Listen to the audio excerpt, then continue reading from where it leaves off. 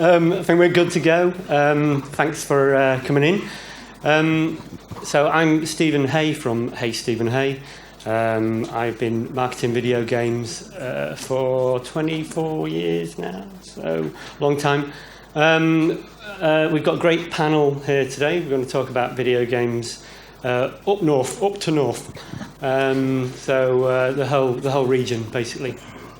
So we've got a great panel.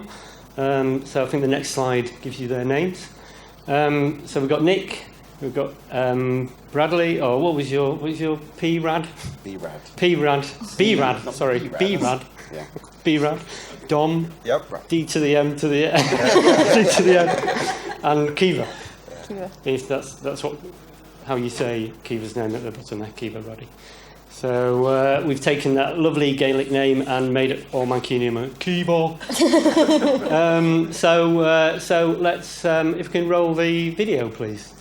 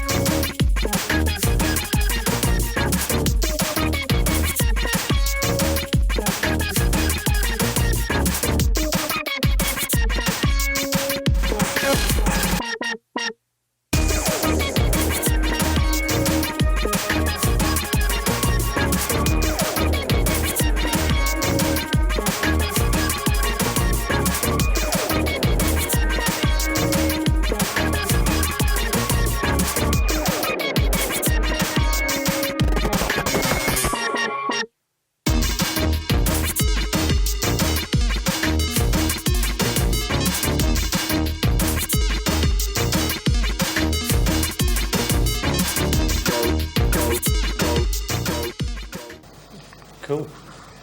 You said it was a terrible video. It was pretty cool. B-Rad approves. Well, I looked at it. Okay, so yeah, the North has got a great heritage in making video games, and I think there's a line here between the animation industry of talent, really, of really kind of world-class creative talent. This week is a big week in video game retail because it's the week before Black Friday. And there's a couple of big games coming out on the, which are big global, expected to be big global, big bestsellers. Star Wars Battlefront 2 is one of those games, which I'm really looking forward to being killed in several times.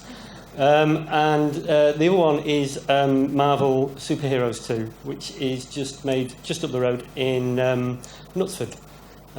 So, it's like we've got Hollywood up the road. We've got the potential to create global best-selling games in this region. So we've got a great, kind of vast amount of talent up here in the North, and they're selling games all over the world for very big companies. So let's move over to the panel, because this isn't about me, it's about you guys. And quickly give... we'll go through some quick intros. We'll start with Nick. Okay, good morning. I'm Nick Clarkson, and I'm also working out of Knutsford, although I live in Bury, so that's a hell of a commute every morning. I work for a small independent publisher, and I'm kind of the buffer in between developers who then want to get to market. I'm always looking for talent. Largely recently in the Northwest, we've had a couple of hits this year. One with Sig Trap Games, you saw one of their titles on there, a space game. They're based out of the Sharp Project. And then from Eccles, we worked with on a title called Unbox with Prospect Games. And we're here to support them and sort of add value to their titles and to try to get them out into that global marketplace. I've been doing this for 35 years. I worked that out this morning, which seems like a long time, and I ought to give up soon. But it's a pleasure to be here. Thank you. I'm Kiva Roddy. I'm the producer at Coulson Studios. I'm also a university lecturer in Manchester. And we've kind of established ourselves in the last year based off the back of Transfuser, which was a graduate competition run by the UK Games Fund. And I've also been freelance in production for the last 6 months or so to a couple of Manchester-based studios that have kind of decided to start themselves up in the last year or so. Cool. So I'm Dom Hood, I'm head of art at Sumo Digital, which is one of the UK's largest independent developers based in Sheffield, and I'm responsible for all the art production across the studio. Sheffield and in the north has had a long history of game development, so the foundations of our company has come through Gremlin, Infogrames to Sumo, so a lot of people have worked together for a long time and also fostering new talent at the same time. So. Cool, thank you. Okay, I'm Bradley Harris. I'm CEO of Siloback Games. We're a very small independent game studio, a remote studio. I'm based in Manchester. We've got another guy based in Cambridge and London as well. Currently making a rhythm action tower defense game called Boom Boom Barbarian, and I also teach at SSR, a private college in Manchester. Cool. Okay, we'll start with you, Brad. And why do you think? Why is it so strong up here in the north of England? Well, there's a very big community in the north, which something I didn't experience when I was down south in London. And I find, with all the different meetups and you find yourself meeting some of the big boys in the area. So I find that the sense of community between this tiny indie companies and the much bigger companies, a very, very short, small gap where you actually get to converse with the market as a whole quite easily. So I find that's a really good way of kind of building everyone together. Yeah, that's good. Yeah. Dom will come back this way. Okay, so historically, like I say, there's always been a large proportion of game developers in the north east and northwest. Over the years, it's kind of changed from larger companies to more smaller independents. So I think we're one of the remaining large ones, particularly in the Sheffield area. But there's a lot more growth in the small independents, like I say, people doing startups, having their own ideas, and the ability to actually produce their own games is almost going back to how it was in the 80s. Yeah. Exciting. And I think a lot of that is shared technology as well. Opening up of engines so people actually have access to industry-leading technology. Yeah. Which is a crossover with the animation industry as well, I think. Yeah. I'm not going to lie, I think the industry's strong up here because of the weather. The weather. There's a lot of time to stay inside and work on a game. No, but there's a really nice social scene up here for game developers. There's Manchester Gamers Unite and Gameopolis, and we have Unreal Engine meetups and Unity meetups. So there's a lot of room to get to know people that you could possibly work with in the future. Yeah, and I think there's kind of similar clusters in Leeds and Liverpool and Newcastle as well. So you do get a lot of collaboration, I think, in the games industry. Nick, you have a view on that? I think the education up here is good. Universities all over are running courses for game design, coding, artwork, all of that kind of good stuff. And then challenging people to make teams and go out and create their own projects and hopefully have some commercial success. And don't forget as well that rent's cheap up here too. I work with a team that were working on, they were down in Soho and their overheads were just huge. And for what they pay for a couple of months, they could survive for a whole year up here. So it's not all bad. Yeah. Cool. I'm going to talk about some bad stuff now, actually, because we can look at those figures and we know TT, they're doing very well, but it's not all plain sailing for everybody. What's kind of holding us back? Is there anything holding us back as a region or maybe as an industry? Dom, do you want to? Yeah, so it's fascinating listening to the other panel about the animation problems, about skills shortages, the Brexit thing. We have exactly the same problems. Tax breaks. It feels to me like the creative industries all have to fight the same fights. And the commonality between the two was really, really interesting. So we rely heavily on European talent. And similar to the conversation earlier about education, I find exactly the same thing. Yes, we have good education in this country, but in Europe there are far more courses that are aimed specifically at the industry and what is needed, and working as teams as well. So we're finding more and more people from Europe, like Holland and Belgium in particular, courses out there are very, very geared and focused to teamwork and working within the industry, whereas some British courses appear to be about the course rather than the final outcome. And what I find looking at people's portfolios very often is I can see the course, not the person as well. So that for me, skill shortage, particularly in this country, is a big problem. Yeah. Right, sure. Yeah. And what kind of skills are we missing? Aesthetic ability, from an art perspective. I'm seeing a lot more of that in other regions. I think part of the problem is, unlike when I did an art course, I had to do a foundation year, so I had to actually have a portfolio of work to present, to get into the course, etc. I think courses these days are far more open, so they take a wide selection of people and not necessarily vet them in the same way as they used to, particularly from an aesthetic point of view. The other thing is, as well, is sort of technical aspects like VFX and lighting we really struggle to find. So very specific skill sets and shortages in games industry. Yeah. Yeah. Cool. Nick? Going back to the growth, and I agree, the education is good, but it's what happens to the students after they've graduated. What do they go on and do? And that sort of taking them from academia into the commercial world, there's a bit of a grey area because nobody teaches them necessarily how to set up their business and how to actually go to be a development company, and then to actually commercialise it and monetise it and actually make money. That's a whole another minefield, and I think people need help with that too.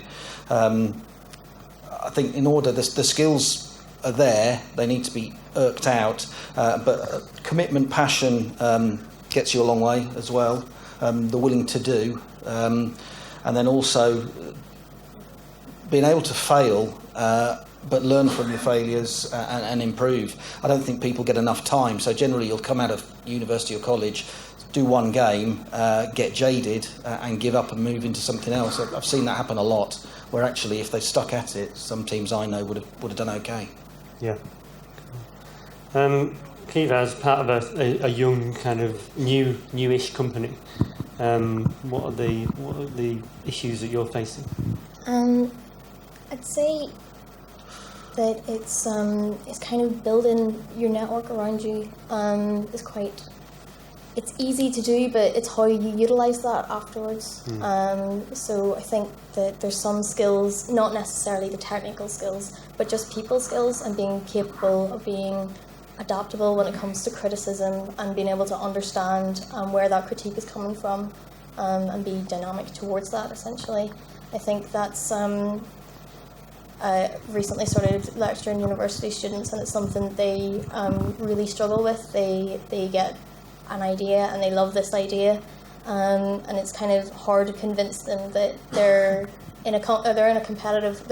going into a competitive market, and they're going to have to learn how to kind of consider what a consumer would want and not just what they want to make, which might not be that interesting. Yeah, it might be challenging for them to kind of put themselves in the consumer's point of view. Bradley. Yeah, so I mean, we found funding being a particular issue for us per se. We got some government grant from the UK Games Fund at the start, but then bridging that gap between sort of a prototype fund and then a full production fund, we found that particularly hard.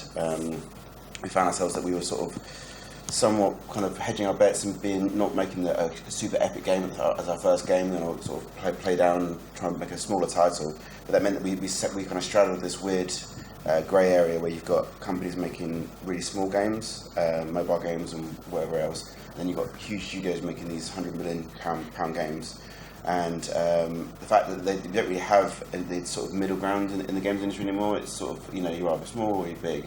And we have trying to make ourselves a slightly more middle scale game. So that's been a particular issue for us. And same with anyone in the games industry. We've had this thing where Unreal and Unity have allowed, and mobile games, Apple and Android allow people to make their own games really easily. They don't need to have a big studio. A few friends that have got the sort of the tech now can go out and create a massive game. And so now we've got this issue. We've got this oversaturation in the market. So become visible is very hard. So yeah, I think that's an issue. So you've got to make games that people are going to want to see and play, not just your own games that you think I've been dreaming about this game for the last 7 years in my bedroom, and I think that now I want to make this game. Is it something that people are going to want to play? So I think that's one of the issues that I've sort of noticed. Yeah, I think I think for us, the stores now are so crowded. It's very hard to get visibility. So you see very good games, really, fantastic IPs and great new mechanics, and unjustly nobody's playing them because there's kind of no marketing, or it's just very hard, to actually get any visibility. And I think that's something, from my point of view as a marketeer, that certainly needs to be built into all of the courses, I think, because I think there's a lot of naivety. I mean, with the mobile development, that's a completely different world these days. It's like there's a science behind it.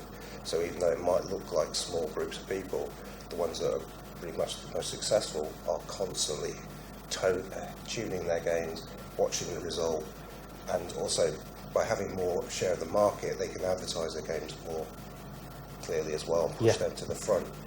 So small developers, you have to be quite lucky in some respects to have a massive hit, because you get so obscured by everything else, and the big players are literally just watching small little changes to their game and just watching the profits changing and how people react to their games. It's very much a science. Whole teams of people now watching just the results of tuning a small part of your game. Analytics has been a huge thing within mobile games. If you look at Playdemic, company based in Wilmslow, they released Golf Clash, and I think because I used to work for Playdemic, and part of what makes them such a great company is that their analytics system was so good. They were able to track how the players were playing their games and monetizing within their games so well that they could release a game that was a golf game. I remember hearing that they were making a golf game. I was like, "No, what are you doing? This, how's this going to make any money?" But they've just had a $2 million day in earnings. So I was completely wrong, and I think they cultivated their game in such a way that it makes it super fun. And even if you're not particularly into golf per se, that you're going to enjoy playing this game and sort of get quite a lot out of it. So that's I think that there's a real concentration in mobile at the higher end, and it doesn't. It's very, it's very weighed up there basically. Tencent have a game that 80 million people in China play every day, so it's the population of Germany, logging on and playing a game. And the money that these games generate is just, if you get it right, it's just a money machine. It's ridiculous. We'll get one day. Yeah, hopefully. Still waiting. Do you think, I think there was the talk before, the tax break scheme works with animation. We have a tax break scheme as well. Is there anything else the government should be doing, can be doing? Just more of it, to be honest with you, because even though you get tax breaks for certain things, there are limitations so imposed, like the amount of content that's created within Europe, which limits the skills that you can use from other countries and things like that. So you have to balance that against the workforce that you've got in this country. Yeah. I know the reasons for that, but the reality is, pretty much with the animation and games industry, that it's worldwide now, it's global. Our teams work anywhere. And so it's really hard to balance that just to get a tax break. Yeah. Okay. Yeah, we were saying before the panel how everyone's kind of approaching working remotely, and a lot of that is because you get access to this talent that's worldwide, and it's important that that's recognised in the UK. It's not UK-based companies can produce amazing games, but we need access to that talent across the world, or else there needs to be more focus on improving the kind of educational approach we have to producing our own developers. Nick? Yeah, because I'm now sitting on the other fence being a publisher, it's not a thing that we get involved in too much, tax breaks wise, but I can see how it can be a benefit to reduce costs. Going back to the visibility, I think that's something that maybe that there are so many barriers to market in the first place that even when you overcome those, then you're awash with other titles out there. And I don't know whether there's a program where age ratings, for instance, like movies, games that have age ratings, but that's an expensive proposition to be able to get those in place. And I wonder whether there's some sort of system where, like we operate, where at the moment I'll put my hand in my pocket and I'll pay for age ratings, and then we'll recoup against sales at a later date. But an age rating, just anything like that to bring the costs of developing a game down would help. I know, for instance, costs of Unity licenses and Unreal, which are engines that a lot of developers use to create their games. They're not cheap, and a lot of teams can get licenses from Sony or Microsoft if they're developing on those platforms. But help just with getting tools into hands of talent is useful. Brad, anything on the tax break stuff or government? No. Well, let's go over to. Well, Nick was talking about the tools and stuff. Is it what's driving the industry? Because I mean, there's various figures, but globally it's growing at 7% apparently. What's driving the growth? Is it tools? Is it access to tools, which Dom touched on before as well? I think so. I think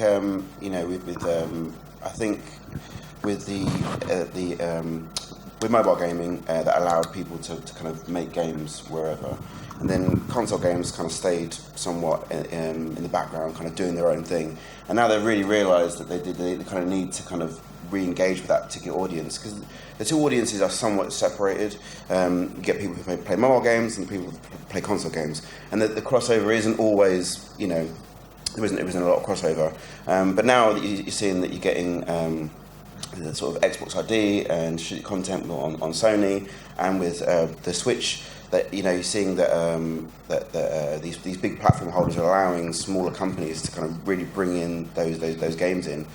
So I think that's allowed a lot of growth within the industry, because people who make mobile games that want to kind of go into the console thing, they realise that it's actually, the visibility is obviously not so much of an issue anymore, because there's not so much content kind of being made. Steam is like 1,000 games a week or something like that. Yeah, it's ridiculous. So there's a huge amounts of content that's being created every week. So without an absolutely amazing marketing budget, it's really hard to be visible. So I think that, with all platform holders and all platforms now being opened up to, as long as you can make a good, competent game that people are going to want to play, you can get it to market relatively easy. But getting it seen is still an issue. Yeah. Tools are making a massive difference if you're starting out in the industry right now, because never before have you been able to come out of college and walk straight into an industry job using the tools that are used in the industry. Previously, you'd have proprietary engines. We still do, but with the rise of Unreal, it's kind of closing the gap between a student and a professional person as far as experience is concerned, and also the increase in real time is closing the gap between animation and games as well, I think. So there's a lot more crossovers between the animation industry and the games industry, potentially. It's interesting. Yeah. Yeah. I think a big difference is that Unity and Unreal's personal licenses are free now. Yeah. Which is huge. Anyone in this room could go and download Unity or Unreal when they went home and see what it's like to develop a game, because they're both quite quick to pick up. You'll be able to do it by the end of the week. Oh no, you've not seen me. It would take me longer. There's also a lot of companies offer student licenses free. I'm sure everyone in this room uses Autodesk products with their animators. The students, that's for free. And I think I'm kind of coming off your point before, there's not a lot of crossover in the mobile and console markets. I think consoles like the Switch are maybe closing that gap a little bit. People that make mobile games can kind of start approaching the console market with the Switch, and it's also the other way around as well. Razer have come out and said they're releasing a gaming phone, just assumedly a lot more powerful. And I think that soon those skill sets that are kind of just associated with mobile games or just associated with console games will kind of blur, and everyone will start mixing all of those. Yeah. The places that I've worked where development takes place, these tools, Unity, Unreal, those two in particular, they allow teams to rapid prototype ideas. So generally you're looking for a mechanic of a game, something that is fun to do, and it's just one item that makes that game special. Using these, within a week, you can have that up and running and sort of as a proof of concept, yes, this will work. You can take it, we're going to an event tonight called Gamio where there'll be people who've done just that. All they'll have is the mechanic, and we'll sit there and they're looking for feedback.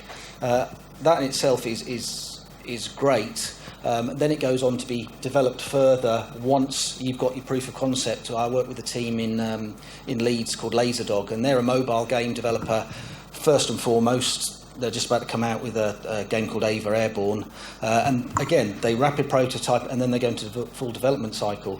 But I would recommend anybody going into development to look at the Unity and Unreal platforms, largely because once you've got that proof of concept and the mechanic and it works, those systems allow you actually to export fairly easily. It's not as simple as just pressing a button, but onto the various different platforms. So if you're clever about your game design, it can go onto mobile, it can go onto console, it can go onto PC. So actually, even though visibility is hard, and it certainly is, if you're hitting every single platform that you can go out and be on, then you're going to get more bites of the cake, so to speak, and hopefully we'll get a commercial success on your hands. The rapid prototyping is a really good thing because Snake Pass, one of our release games, was actually produced from a game jam with a very small team of people prototyping within a few days to get that idea across. So it enables people not necessarily to even need code support to get an idea up and running as quickly as possible. And that's very, very different from where we've been in the past. Yeah, so it goes from concept to kind of something that you can play in a few days, doesn't it, basically? Yeah. So that's cool. So quickly before we open it up, so kind of quite short answers, I guess. Where are we going in the future? I know we're going to Leeds, but like beyond that, where's the future for interactive entertainment for UNIC? We've seen it. For me, two strands that are particularly important and will rise. Online, it keeps getting faster and faster and faster, and it needs to, because we'll be shoving more and more data down the line. And I foresee VR, which I believe there's a panel on later. VR is definitely the future. Once they scale it a little bit more. At the moment, you've got all the wires coming out the back. You feel like a bit like a deep sea diver. Once the wires disappear and the price comes down, so you can sit there with other family members, you'll find yourself in different parts of the world, on beaches, but playing together and being able to be an individual in the worlds. So I think VR fueled by huge data downloads will be where we're going. Cool, Kiva. I don't think VR. Okay, great.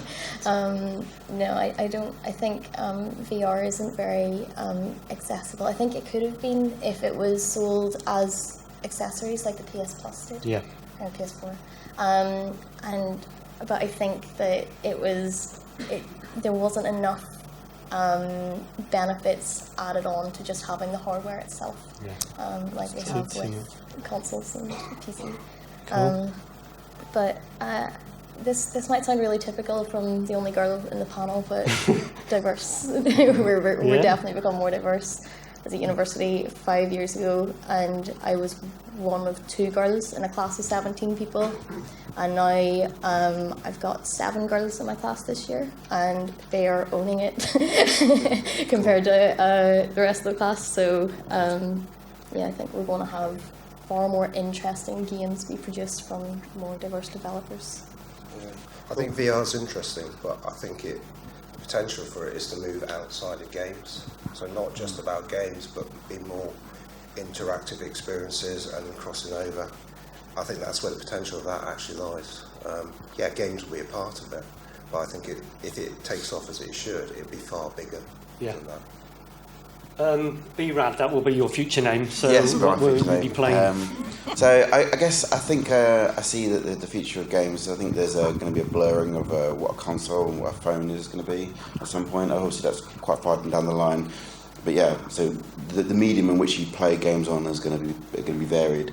Again, I have a real basis for this, but I kind of see AR being a bit more of a kind of player within this kind of game space than VR.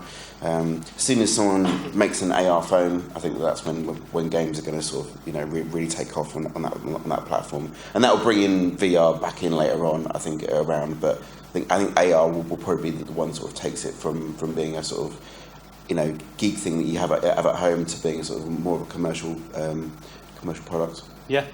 So I'm going to build this AR company in Manchester, called AR Kid, just Mancunian AR games. So, can we we'll go to the floor now? Is there any questions about AR Kid? If anybody wants to invest as a Kickstarter. Hi there, thanks very much. Andy Mear. I'm chairing the session on VR later, so glad to hear some conversation already about it. I guess just one thing about that, because there were quite different perspectives on it. Because obviously over the last year, VR has been an accessory for PlayStation.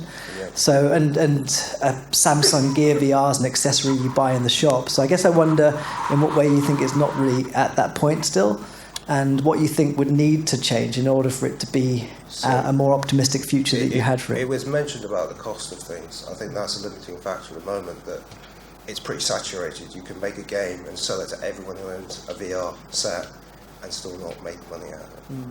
I think that's the limiting factor right now. Particularly if you're trying to do something which is a AAA product. It's not really suited to that because there isn't the market there for it. I kind of see that there's a bit of a bubble as well. Like, I think if you're in this sort of game space and you're in the sort of tech world, VR is a big thing that's around at the moment. But if you go outside of that, I mean, I mentioned to my wife's friend VR, and she's like, "What does that mean?" And I'm like, "You don't know what I assume people know what these things are, but outside of this particular industry, it's not always